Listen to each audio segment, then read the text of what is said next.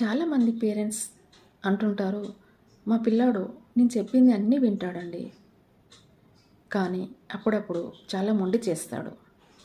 ఎందుకో సాఫ్ట్గా చెప్పినా లేదా బెదిరించి చెప్పినా కొన్ని విషయాల్లో చాలా మొండిగా ఉంటున్నాడు అని. అప్పుడు నేను ఒక క్వశ్చన్ వేశాను, మీరు చెప్పేది వాడు వినడం లేదా, లేక వాడు చెప్పేది మీరు పట్టించుకోవడం లేదా అని.